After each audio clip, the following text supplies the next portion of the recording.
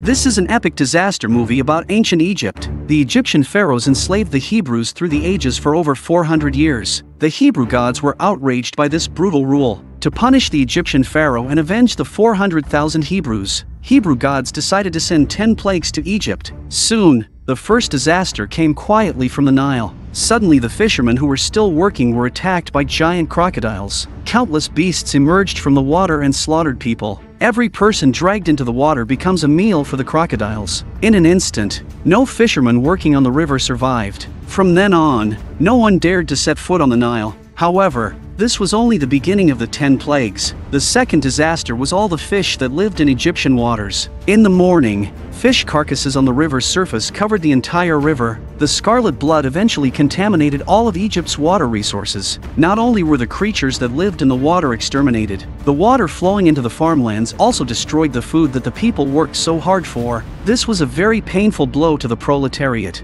For this reason, the pharaoh made rituals to ask the gods to purify the water for them, but they have yet to receive an answer from the goddess Kabadjit. An even more horrific third disaster came. Horrifying frogs crawled to the surface from the bottom of the water in great numbers. The water environment they depend on is polluted, forcing them to come ashore and sweep into the streets to survive. Inside the palace, the sleeping queen is suddenly awakened by frogs. Countless frogs have taken over the entire room. The frogs, deprived of water, soon die in every corner of human habitation, leading to an even more heinous fourth disaster. The rotting bodies of the frogs create a haven for flies to feed on. Flies began to swarm into human dwellings. Not only was scarce meat consumed by the contamination, but the swarms of flies also attacked the humans. A black cloud of flies swept over most of the human space. Even the air was filled with a disgusting stench that was hard to breathe. The pharaoh called an emergency meeting in the Great Hall. The ministers thought that if they survived this wave of natural disasters, the flies would die a natural death like the frogs. But before the fourth disaster had fully dissipated,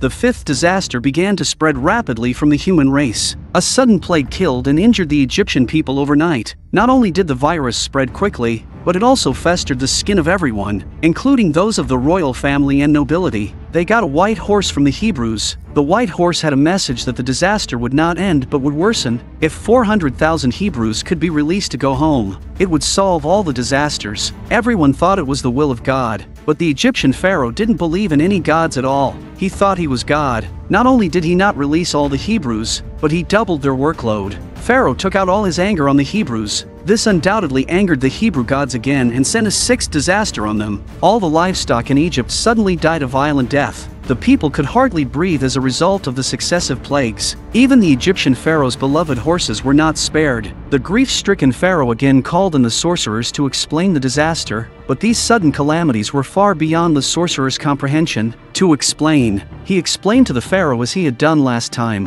When the catastrophe had reached a certain point, all would be calm again. However, the pharaoh had already endured this explanation for a long time. He took the sorcerer to the square and executed a brutal execution. Then the pharaoh called on the priest again to find a solution to the disaster, but the priest had prayed to the 6 gods many times, but there was no answer. Pharaoh could no longer bear these superstitious lies. Enraged, he took the priest out in front of a large crowd and executed her immediately. As night fell, the dark sky was suddenly filled with lightning and thunder, and a violent rainstorm began to fall. A strange hailstorm, mixed with heavy rain, pelted the statue of Kabadjit. A rare hailstorm on a June day. This was the 7th disaster sent down on Egypt by the god Hebrew. The hailstorm destroyed all the houses and crops and extinguished the last vestiges of hope for all the people left. Pharaoh looked up to the sky and saw the strange storm coming. He blamed himself for bringing Egypt to its knees. His heart seemed to waver as he wanted to be surrendered to the Hebrew gods. A Hebrew cursed at the heavens. Despite the help of the gods, it was the common people who ended up dying as a result of the disaster. He didn't know whom the gods were punishing by sending these disasters. He only hoped that from this moment on, all the disasters would be put to rest. Suddenly the god Hebrew stood behind him in the form of a child. It also showed that the 8th disaster would come the next morning as scheduled. Locusts swarmed across the sky. All the people had to abandon their food and flee from their fields in panic. In a flash, the locusts gnawed away at all the crops. From the wilderness, the locusts moved in swarms to the lavish palaces of Egypt. Even the sacred palaces were not immune to the locusts. Over 10 million square kilometers of crops have been destroyed. By now, the common people of Egypt were eating wild vegetables and tree bark. The quartermaster advised the pharaoh to give some of the food to the people to tide them over. When the disaster was over, taxes would be raised to replenish granaries, but the selfish pharaoh decisively refused, and so it would soon come to pass that the gods of Hebrew sent the ninth disaster down on Egypt. Hungry commoners stormed the treasury to loot the grain. In doing so, they, unfortunately, set fire to the entire granary. All the grain in the treasury was destroyed. Those who managed to escape from the gates with the grain were not spared. The pharaoh sent a team of archers to surround them all. The civilians who took the food were punished with their lives. In an instant, the palace was filled with wailing, but all this was seen by the Hebrew gods. Then the ninth disaster sent down a great thunderbolt that instantly wiped out Pharaoh's regiment. Once again, God Hebrew came to the people as a child. He sent for a Hebrew man called Moses. He told him to go and negotiate with Pharaoh to free 400,000 Hebrews and lead them out of Egypt and back to their homeland. Otherwise, the 10th disaster would be more severe than the previous 9 combined. The next day, Moses approached Pharaoh and told him of the demands and consequences of the negotiation. If the negotiations were accepted before the sun went down, there would be hope for the future fate of Egypt. The stubborn Pharaoh still did not accept all the threats, and so the 10th disaster came quietly in the dead of night after everyone had fallen asleep. It turned out that Ramses had already harbored a grudge and jealousy against Moses over divination. This was all because of the war waged by Egypt against the Hittite kingdom, which led to the breakdown of relations between them. It was the Battle of Kadesh, which has gone down in ancient Egyptian history, one of the most powerful battles I have ever seen. Prince Ramses of Egypt led a raid on the Hittite border with 2,000 chariots and 16,000 infantry, thus contesting the main Hittite bases and forts in Syria. However, the Hittite kingdom, which had received advance information, had already sent nearly 20,000 troops to the border. Ramses sent half his troops to attack from the rear while he led the chariot attack from the front. The urgent reports from the garrison signaled that the battle was about to begin. The soldiers, still at lunch,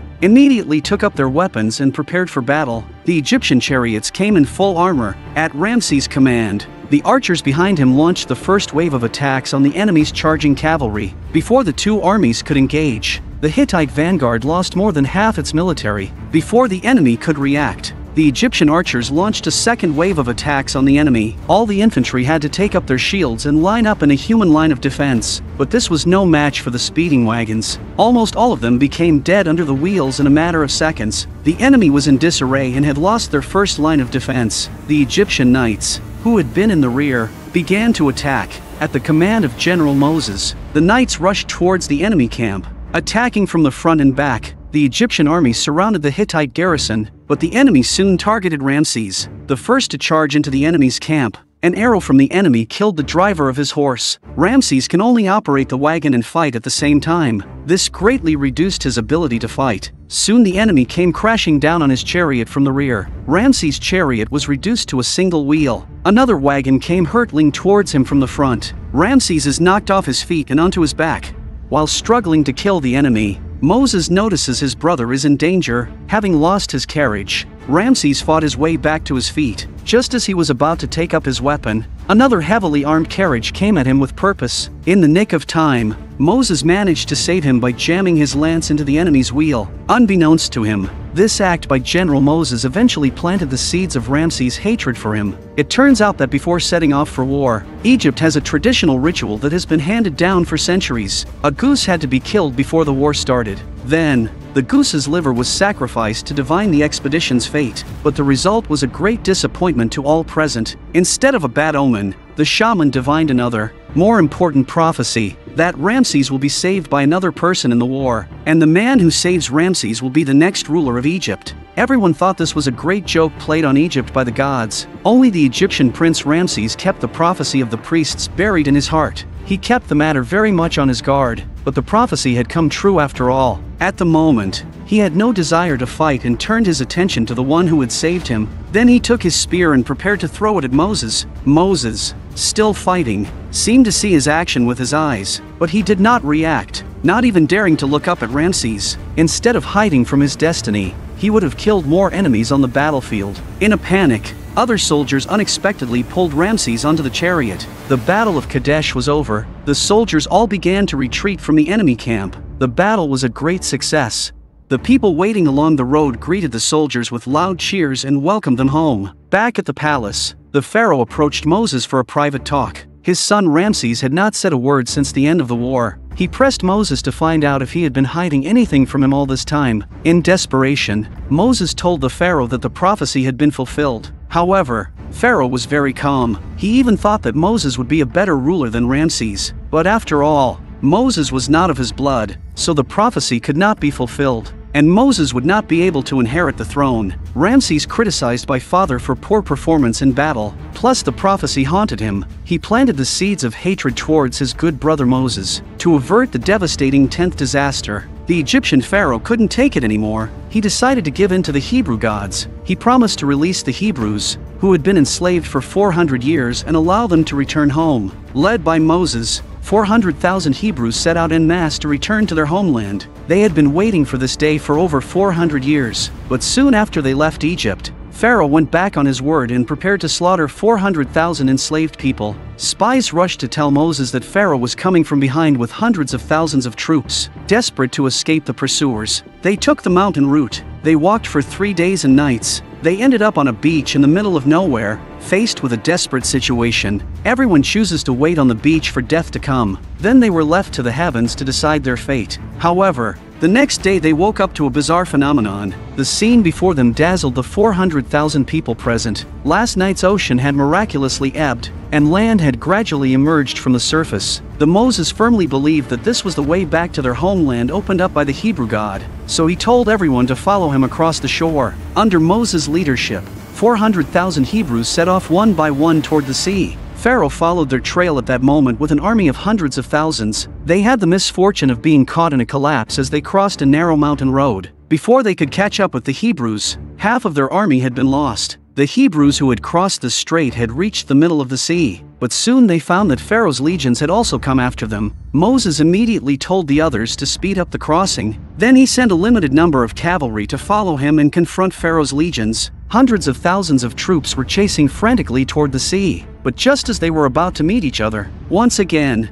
a strange sight appeared in the dark cloud-covered sky. Suddenly, lightning flashed in the distance, and a storm swept through the sky at 100 meters per second. In this extreme weather, the Egyptian army did not stop its attack, and the worst was yet to come. Just as all the Hebrews reached the other side of the strait, 100-meter-high waves swept toward the humans in the distance, and still, the Pharaoh's army was coming after the enslaved people. In the face of this devastating disaster, the general behind him disobeyed Pharaoh's orders and immediately ordered all his men to turn back and take refuge. Moses also had all the cavalry that had followed him leave the area, and the mad Pharaoh made a desperate attempt to charge across the field. Moses and Pharaoh were the only two left on the battlefield. The two former brothers decided to fight to the death at this point. With the tumbling waves close at hand, Pharaoh Ramses drew his sword and finally charged at Moses. By now the retreating legions were all but covered by the monstrous wave. The humans were defenseless against the cataclysm. In an instant, hundreds of thousands of troops were swallowed up by the sea,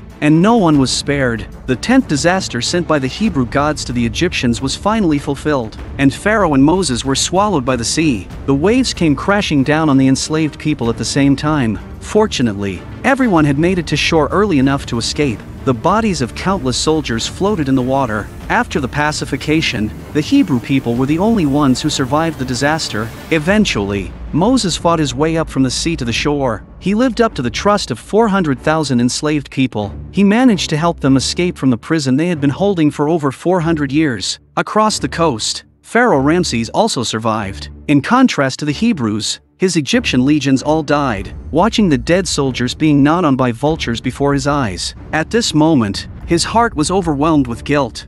In the end, Moses brought the enslaved people back to their homeland of Canaan. This is the film's end, so subscribe to my channel, and I will see you next time.